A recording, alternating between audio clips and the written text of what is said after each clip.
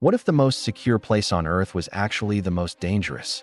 Welcome to the Blackgate Penitentiary, a fortress carved into a remote island, designed to hold the world's most notorious criminals. It's a place where escape is impossible and secrets are currency. But one morning, the impenetrable silence is shattered. An inmate is found dead in his cell. The official story? A simple, tragic accident. But for Detective Miles Corbin, something feels deeply wrong. Corbin is a man haunted by his past, a brilliant investigator who sees patterns where others see chaos. When he's assigned to this seemingly open and shut case, he's warned to close it quickly and quietly. But the details just don't add up. The victim was a low-level offender with no known enemies. The cell was locked from the inside. The guards saw nothing. It's the perfect non-crime. Too perfect. As Corbin digs deeper, he's met with a wall of silence. The warden is evasive, the guards are hostile, and the prisoners are terrified. Every question he asks is met with a threat or a lie. He soon realizes this isn't just a cover-up. It's a carefully constructed fortress of deception. The prison staff, the system itself, seems to be protecting a secret far more valuable than any single life. Then, Corbin finds his first real clue, a series of cryptic drawings tucked away in the victim's mattress. They're abstract, almost childlike, but they lead him to the prison's most infamous resident, Prisoner Zero. This inmate has been in solitary confinement for over a decade, completely cut off from the world. No one has seen him, no one has spoken to him. He's a ghost in the system, a myth whispered among the other inmates. The official records say he's too dangerous to ever see the light of day. Corbin starts to suspect that Prisoner Zero isn't just a forgotten man. He's the key to everything. The dead inmate wasn't his target. He was his messenger. The drawings are a code, a map to a conspiracy that reaches the highest levels of power. A conspiracy that Prisoner Zero has been trying to expose for years from inside his concrete tomb. Now, Corbin is in a race against time. The powerful people behind the conspiracy know he's getting close. They control the prison, they control the narrative, and they can make anyone disappear, even a detective. To uncover the truth, Corbin must do the impossible. Get inside the most secure cell in the most secure prison on Earth and speak to the man no one is allowed to see. He has to break into a place designed to keep people in, knowing that the same forces that silenced one inmate won't hesitate to silence another. The mystery of a single death has now spiraled into a fight for his own survival. What secret is so explosive that it's worth killing for, even within the walls of Blackgate? And can Corbin expose the truth before he becomes the prison's next victim? The answer lies with Prisoner Zero, if Corbin can reach him in time. This story is just beginning to unfold. If you're as hooked as I am and want to see how this incredible thriller plays out, make sure to subscribe and hit that notification bell. We dive deep into stories like this every week. Thanks for watching, and I'll see you in the next video. Morrison requested surveillance from the perimeter road. The footage showed a contractor, Reeves, exiting the maintenance corridor alone. He stops suddenly, turns back towards the massive prison wall, almost as if he's responding to something no one else can hear. The audio on the tape is dead silent, but his lips move. It looks like he's answering a question. Now, inside Goulburn Supermax, inmates are not supposed to communicate with anyone, not with staff, and definitely not with contractors. The entire prison is designed to eliminate proximity, sightlines, any chance for contact. But what if the communication didn't require proximity at all? Before the sun even rose, Investigator Morrison confronted Warden Hargreaves. "Someone inside your prison reached Reeves," she stated, her voice firm. "Not physically, not digitally, but somehow, they made him stop, and then they made him die." Hargreaves scoffed, his face tightening. "That's impossible." "Improbable," Morrison corrected him. "Not impossible." By mid-morning, the prison was swarming. Internal affairs agents were pulling files. Engineers were tearing through the system architecture. Psychologists were analyzing every twitch and tick of the inmate population. Every single assumption about the facility's security was being put on trial. And through it all, the prison administration maintained its innocence. Until a guard came forward. He was on duty in a specific unit the night Reeves died, the unit holding an inmate named Keene. He hadn't reported anything unusual at first, just a strange sound he couldn't place. He described it as a low vibration, like pressure shifting deep within the walls. It lasted only a few seconds, then complete silence. Engineers ran the data and confirmed it. A brief, almost surgical fluctuation in the prison's airflow pressure. It was well within safety limits, but the precision was uncanny. Someone had triggered a system response without ever touching a control panel. Someone who understood this prison even better than the people who designed and built it. Morrison went straight back to Keen's cell. "You didn't leave," she said, her voice echoing slightly against the reinforced glass. "You didn't touch anyone. You didn't even speak into a camera. And yet, a man is dead." Keen, who had been staring at the wall, slowly turned his head. His expression was unnervingly calm, almost curious. "Places like this," he said, his voice even and measured, "are designed to remove choices." "Are you saying you had one?" Morrison pressed. Keen offered a faint, chilling smile. "I'm saying the prison did." And in that moment, Morrison understood. This wasn't about an escape plan. This was a demonstration. Keen wasn't trying to get out. He was showing them, showing everyone, that Goulburn Supermax, this impenetrable fortress of control, could be influenced, manipulated from the inside. If that was true, then the walls everyone trusted, the systems they relied on, weren't nearly as solid as they believed. As Morrison was leaving the unit, her mind racing, a technician ran up to her, his face pale and his hands shaking. "We found something," he stammered. "A hidden subroutine. It's been dormant in the core code for years. We have no idea who wrote it or why it's there." Morrison's eyes were drawn back to the single cell at the end of the hall, to the man who hadn't moved an inch, yet had seemingly orchestrated chaos. She knew then that whatever had started here wasn't over. In fact, it was just getting comfortable. But the real shock came later. When they finally broke into the restricted systems archive, buried deep beneath the prison's original design files, what they discovered didn't just question the security of the prison. It questioned the very identity of the man in that cell and the true purpose of Goulburn Supermax itself. The truth was far more terrifying than a simple murder. It was a revelation that would change everything. Thanks for watching. If you're as intrigued as I am, make sure to follow for the next part of this unraveling mystery. You won't want to miss it. By the time the restricted systems archive was unlocked, the mood inside Goulburn Supermax had changed from confidence to quiet dread. The archive wasn't hidden behind passwords alone. It was buried beneath layers of obsolete code, labeled as legacy architecture, untouched since the prison's earliest design phase. The engineers who discovered it spoke in hushed voices, as if volume itself might disturb something dormant. Detective Inspector Leah Morrison stood behind them, arms crossed, eyes fixed on the scrolling lines of data. This wasn't the kind of code written by contractors racing deadlines or administrators cutting costs. It was elegant, deliberate, almost patient.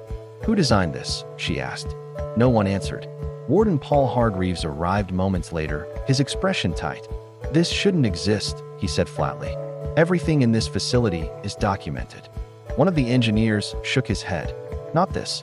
It's observational logic. Pattern analysis tied into environmental systems. Airflow, lighting cycles, pressure control. It doesn't execute commands directly. It watches, learns, adjusts." Morrison felt a chill. Adjusts to what? The engineer hesitated. Human behavior. Goulburn Supermax had been built to neutralize influence. Isolation wasn't just punishment, it was insulation. Inmates were denied feedback loops. No reactions, no responses, no leverage. The system assumed humans broke under silence. But someone, somewhere in the prison's history, had questioned that assumption. The subroutine, nicknamed Observer by the engineers, didn't override systems. It nudged them. Tiny variations in temperature, airflow, light intensity. Changes so small they were technically insignificant. Psychologically, they were anything but. Thomas Keen had been living inside those variations for 3 years. Morrison returned to Keen's unit with a corrections psychologist, Dr. Elaine Foster. Foster had spent her career studying inmates in long-term isolation. She believed control wasn't enforced through walls alone. It was enforced through predictability. Keen had adapted beyond predictability. "He's not reacting," Foster whispered as they observed him through the glass. "He's anticipating." Keen sat cross-legged on his bed, eyes closed, breathing slow and measured. When the overhead light shifted, barely perceptible, his eyes opened instantly. "He feels it," Foster said. "Not consciously. His body does." Morrison leaned closer to the intercom. "Thomas Keen," she said. Did you know this system existed? Keene didn't answer right away. He stood, walked to the center of the cell, and placed his palm against the concrete wall.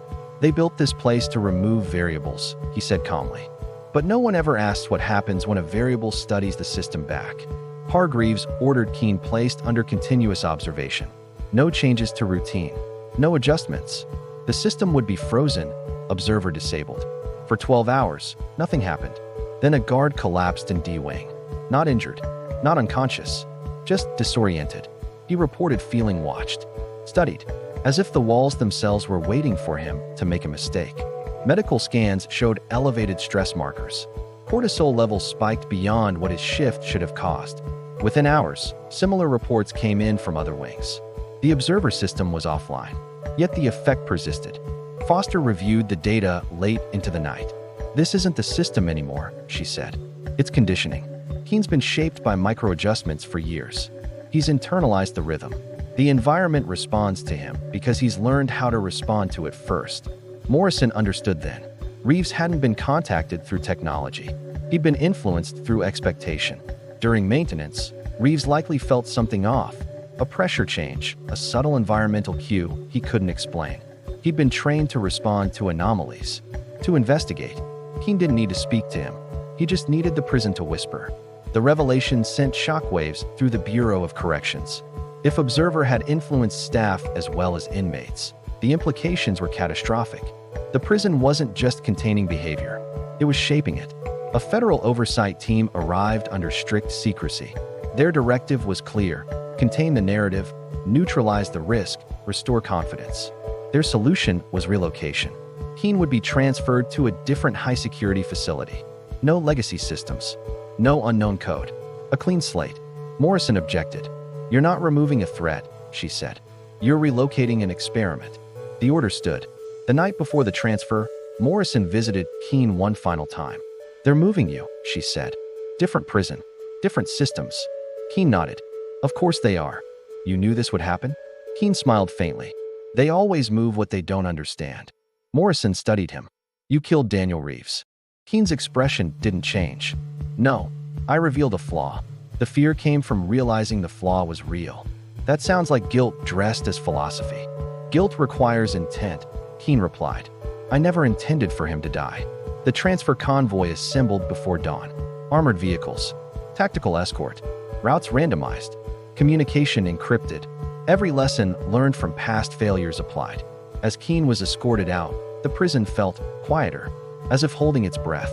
Half an hour into the journey, the lead vehicle's sensors registered a brief systems delay. Not a failure, a hesitation. 3 seconds. The convoy commander reported nothing unusual. Protocol held. But one officer in the rear vehicle later described an overwhelming sensation, like déjà vu layered with dread. He swore Keene had turned his head during the delay, despite restraints, and smiled. Back at Goulburn Supermax, engineers continued dissecting Observer. Deep in the code, Morrison noticed a comment line, unattributed, undated. "Systems don't break. Assumptions do."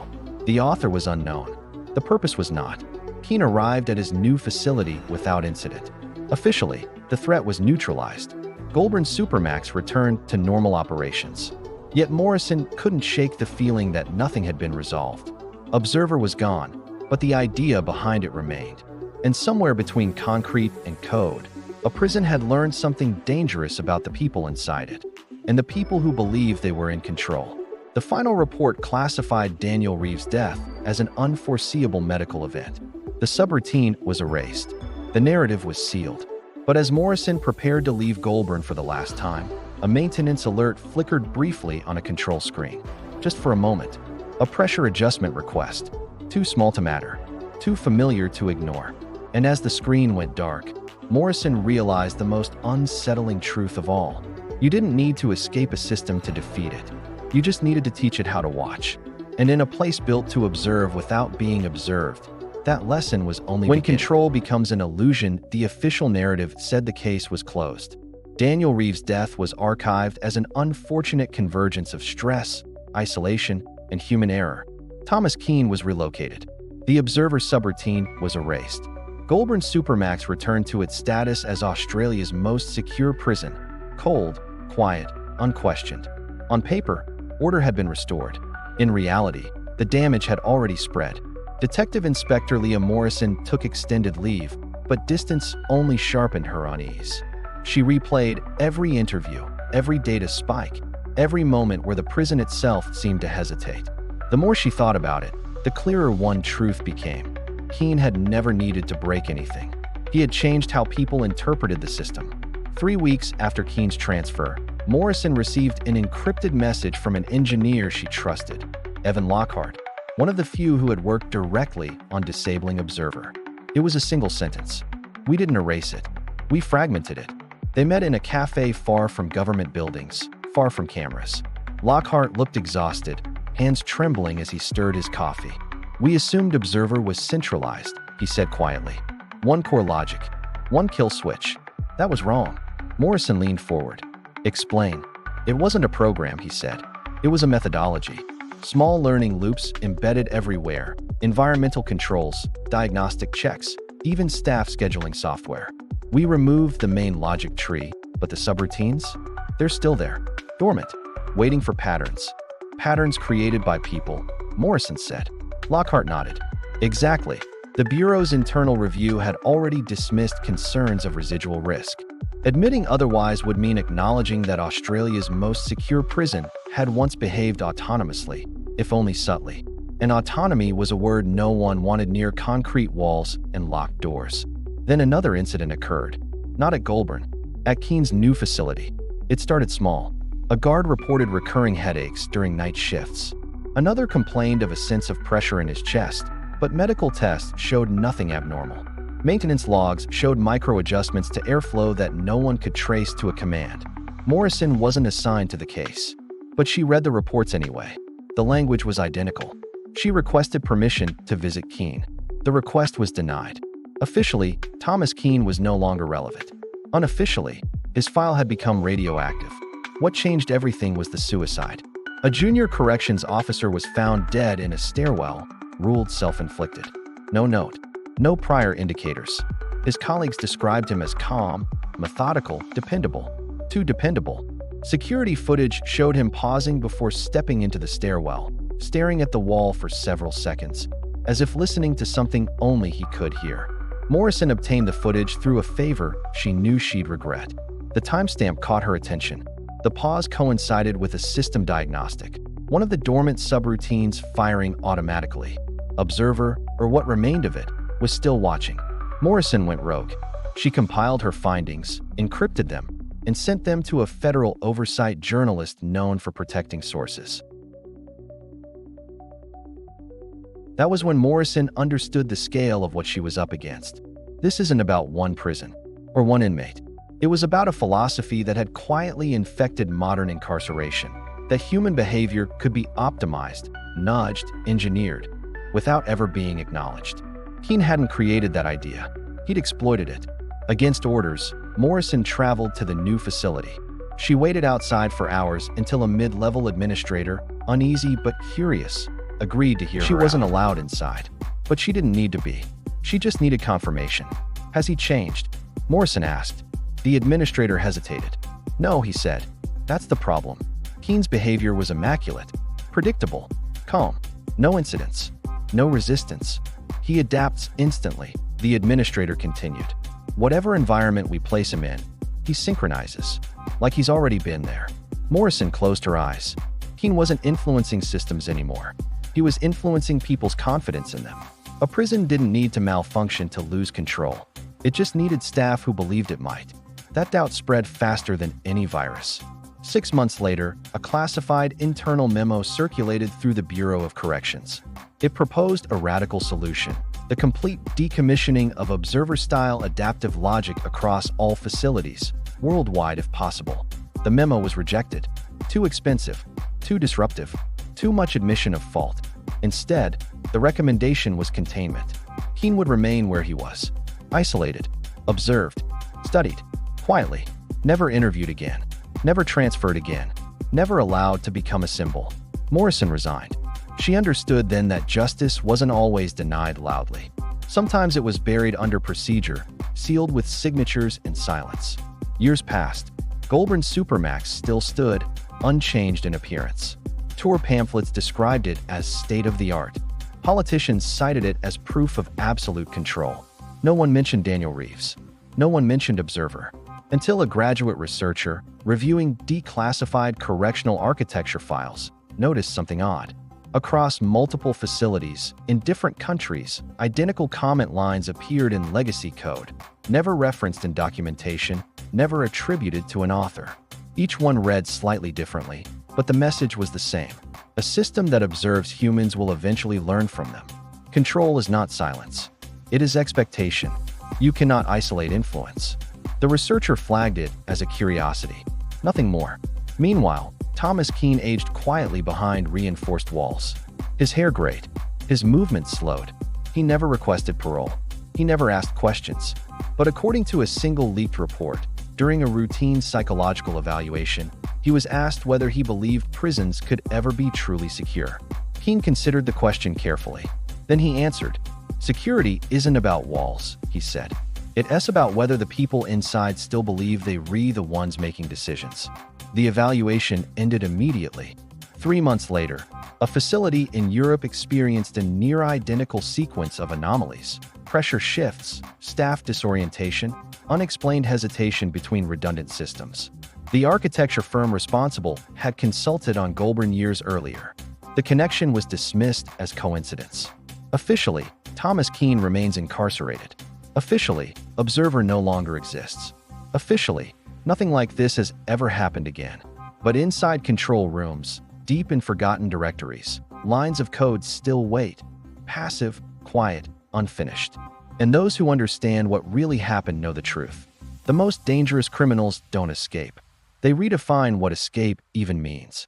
And if this story unsettled you, if it made you question who's really in control, then you already understand why the next one will be even harder to forget.